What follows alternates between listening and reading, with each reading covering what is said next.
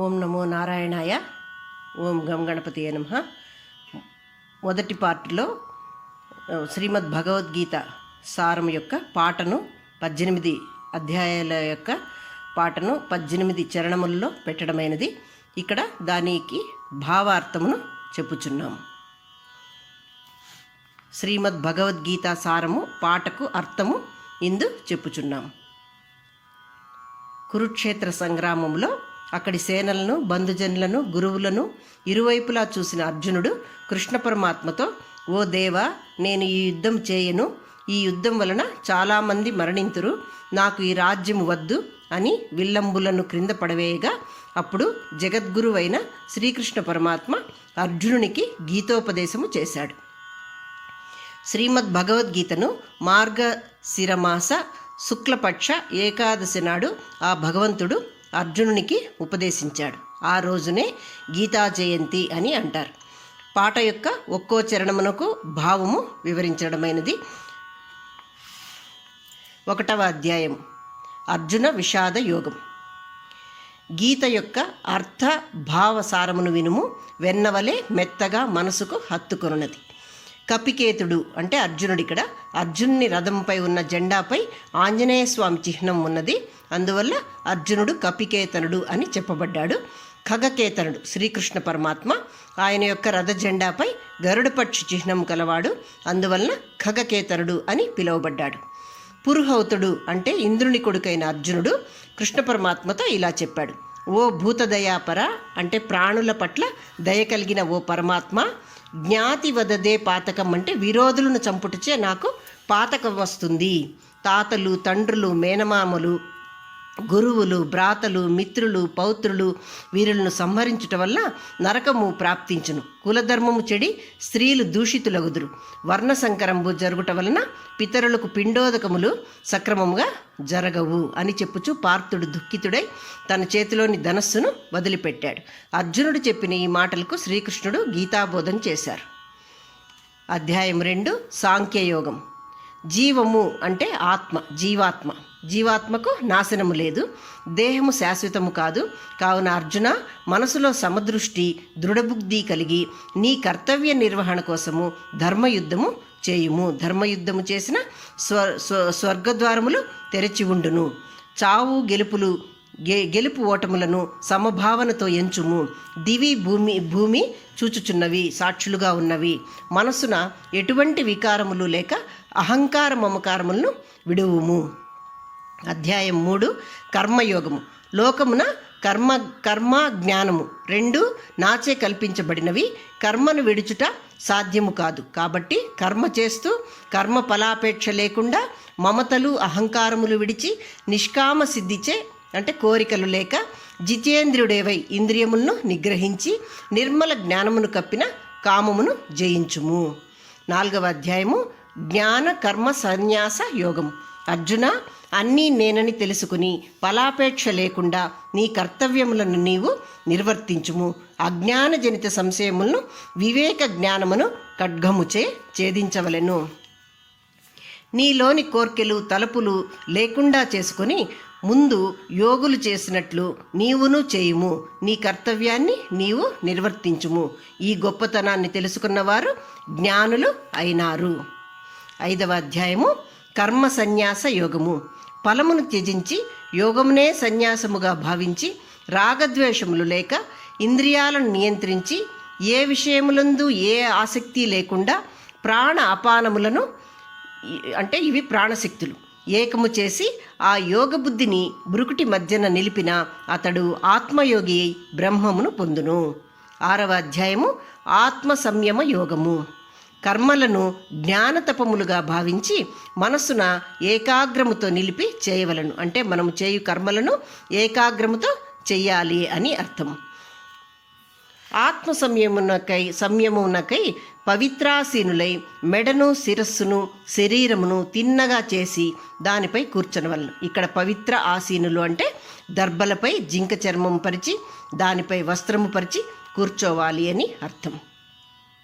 కోరికలు, సంకల్పములు వదిలి నాసికాగ్రమునందే దృష్టిని నిలిపిన అంటే ఇక్కడ ముక్కు చివరపై దృష్టి నిలపాలి అని అర్థం. గాలి లేని చోట దీపం నిశ్చలముగా వెలిగినట్లు యోగము చేయు వారి యొక్క ఆత్మ బ్రహ్మమును పొందును.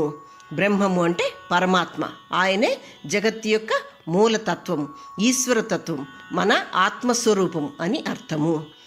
7వ అధ్యాయము జ్ఞాన విజ్ఞాన యోగం. అజ్ఞానులు నేను సర్వులందు స్థితుడై ఉన్నానని, ప్రకృతి జడమని, ఇక్కడ నేను అంటే భగవంతుడు, సర్వులందు స్థితుడై ఉన్నానని, ప్రకృతి జడమని అంటే కదలిక లేనిది, జడము అంటే కదలిక లేనిది, జీవులలో ఆత్మనై అంటే ఆ పరమాత్మ మనలో ప్రతి ఒక్క జీవిలో ఆత్మస్వరూపుడై ఉన్నాడని అర్థం. జీవులలో ఆత్మనై పూలదండలో దారము వలె సకల ఆత్మలను పట్టి ఉంచానని, నా త్రిగుణాత్మక మాయను తెలుసుకొనక జీవులు విశ్చిన్న మోహబంధితులై ఉన్నారు. ఇక్కడ త్రిగుణాత్మక మాయలు అంటే సత్వ రజో తమో గుణాలు, ఇవి మాయలు, భగవంతుడు మనకు కల్పించినవి. వీటిలో మానవులు మునిగి ఉన్నారు అని అర్థం. ఈ జగత్తే మాయ, ఇది ఆ భగవంతుడు కల్పించిన మాయ.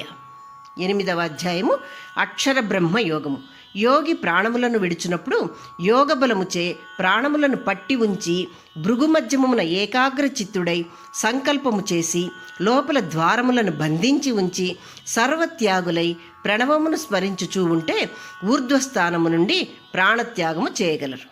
శుక్ల మార్గమున పరబ్రహ్మమును కలియుదురు. అంటే యోగులు ప్రాణములు విడవాలి అని అనుకున్నప్పుడు ఊపిరిని బిగించి నొసట మధ్యమున దృష్టి నిలిపి మనములో ప్రాణత్యాగము చేయవలనని సంకల్పము చేసుకొని శరీరములో లోపల నవరంధ్రాలను బంధించి, నవరంధ్రాలంటే కళ్ళు, ముక్కు, కళ్ళు 2, ముక్కు 2, నోరు 1, చెవులు 2, వాయువు 1, మూత్ర విసర్జన ద్వారము 1, వీటినన్నిటినీ బంధించి ఉంచి అన్నిటినీ త్యజించి ఓంకారమును స్మరణ చేస్తూ ఉంటే బ్రహ్మరంధ్రము నుండి ప్రాణత్యాగము అగును.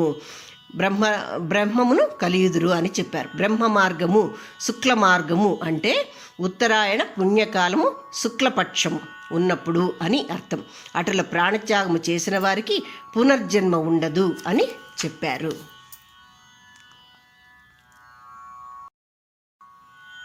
9వ అధ్యాయము రాజవిద్య రాజగుహ్య యోగము. అన్నిటిలో ఉన్నవాడు అంటే ప్రతి ఒక్కరిలోనూ ఉన్న భగవంతుడు తనలో ఉండి, అంటే ఇక్కడ అర్జునుడిలో కూడా ఉన్నాడని అర్థం. అవ్యక్త రూపుడై ఉన్నాను, అన్నిటిలో ఉన్నవాడు తనలోనూ ఉండి అవ్యక్త రూపుడై ఉన్నాను. నా తత్వము తెలిసికొనలేరు. అన్నిటి యందు ఉన్నను నాకు అంటే పరమాత్మకు, వారి కర్మలు నాకు అంటక ఉన్నవాడిని. అంటే మనము చేయు పనులతో సంబంధం లేకుండా ఆయన మనలో ఉన్నాడు. నన్ను కొలుచువారులను అది ఎటువంటి వారినైనను ప్రసన్నుడనై కాచెదను అని చెప్పాడు. 18వ అధ్యాయము విభూతి యోగం.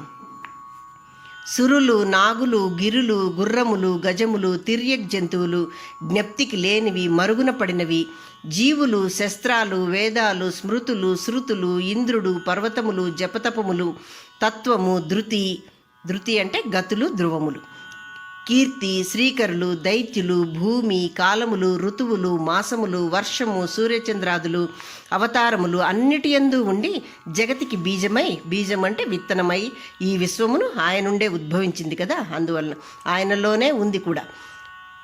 ఈ జగతికి బీజమై సుస్థిరుడై అంటే దృఢ శాశ్వతుడుగా ఉన్నటువంటి ఆయన, ఎప్పటికీ అంటే ఏకాంశ స్వరూపుడై నిరంతరము శాశ్వతుడుగా ఉన్నటువంటి ఆయన, ఒకే అంశయ్యై ఉన్నాను.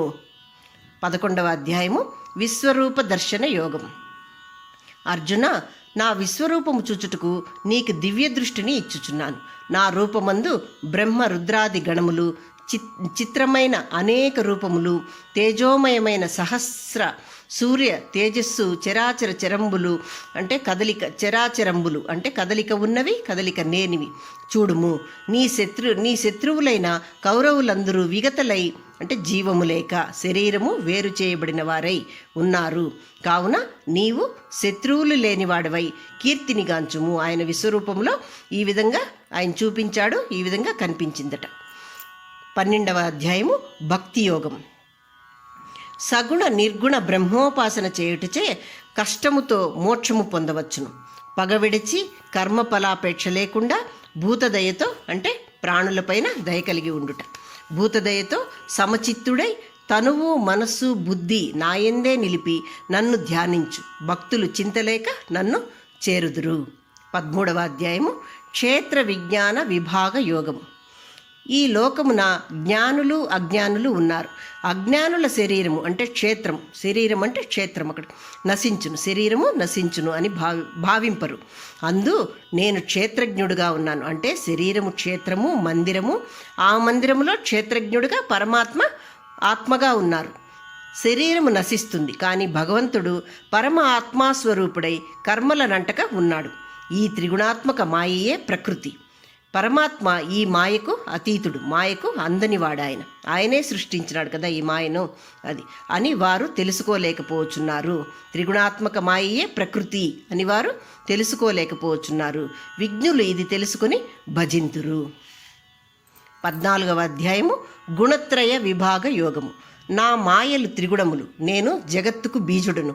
సత్వ రజస్తమో గుణముల వల్ల ఏర్పడు రాగద్వేషాలను, సుఖదుఖాలను, సర్వ విషయాలను పరిత్యజించి పగ మైత్రి లేక ఉండవలెను. సగుణ నిర్గుణ సిద్ధి పొంది ఉండుము.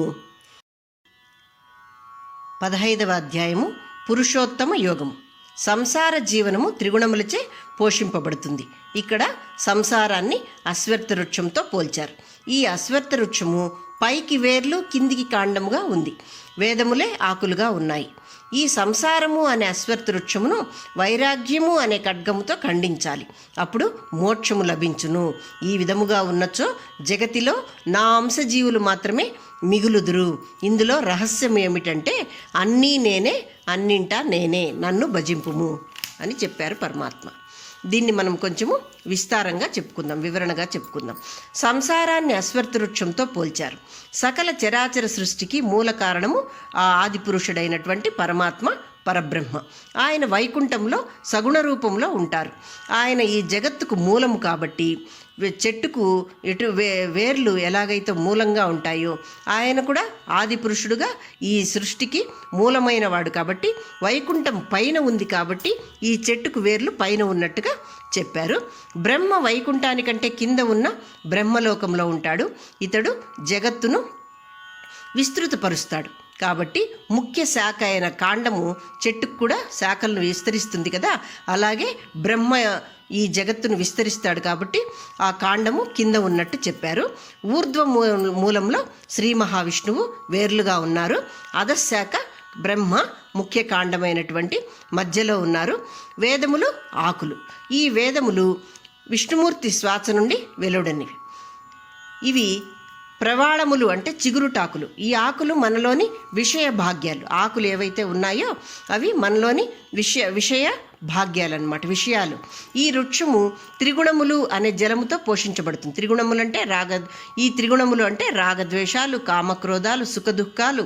వీటిని పెట్టుకుంటే సంసార వృక్షం, మనం ఎలాగైతే చెట్టుకు నీళ్లు పోస్తే అది పెరుగుతుందో అలా మన సంసార వృక్షము పెరుగుతూ ఉంటుంది. దీన్ని ఈ త్రిగుణాత్మక మాయను తగ్గించుకోవడానికి, త్యజించడానికి వైరాగ్యము అంటే నిస్సంగము అను ఖడ్గాన్ని వాడి ఆ ఖడ్గంతో ఈ సంసార వృక్షాన్ని ఖండించాలి అని చెప్పారు. ఇక్కడ జీవము పరమాత్మ, మన మనసులో ఉన్న ఆయన నశించదు. ఆత్మ శరీరము నశిస్తుంది.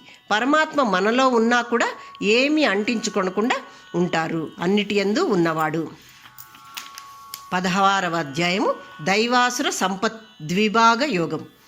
సంపద 2 రకములు మనలో ఉన్నవి. అవి దైవ సంపద ఒకటి, అసుర సంపద ఒకటి.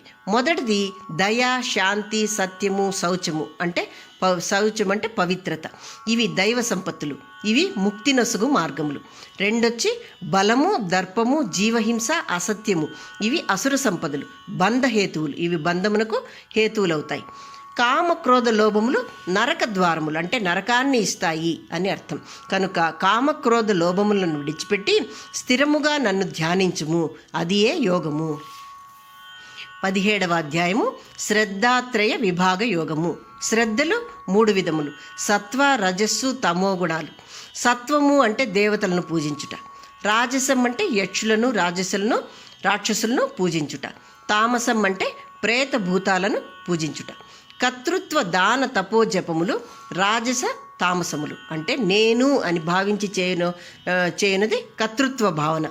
ఏదైనా యజ్ఞయాగాదులు ఏమి చేసినా కూడా నేను అని భావించి చేస్తే నేను చేస్తున్నాను అని, పరమాత్మ చేపిస్తున్నాడు అని అనుకోవాలి. అది కర్తృత్వ, నేను అనే భావన కర్తృత్వ భావన కిందికి వస్తుంది. నేను అని భావన లేకుండా చేయనివి సాత్వికములు, అంటే ఆ పరమాత్మ చేపిస్తున్నాడు అని భావన ఉండటం మంచిది అని. ఓం తత్సత్ అని ఓంకారము శుభకార్యములకు వేదముల నుండి గ్రహింపబడినది. 18వ అధ్యాయము మోక్ష సన్యాస యోగం. కర్మయందు ఆసక్తి, కర్మ నుండి ఫలాపేక్ష లేకుండా చేయు పనులకు ముక్తి కలుగును. కర్మయందు ఆసక్తి ఉండటం కానీ, కర్మ నుండి ఫలాన్ని ఆశించడం కానీ మనం చేయు పనులకు ముక్తిని ఇవ్వదు.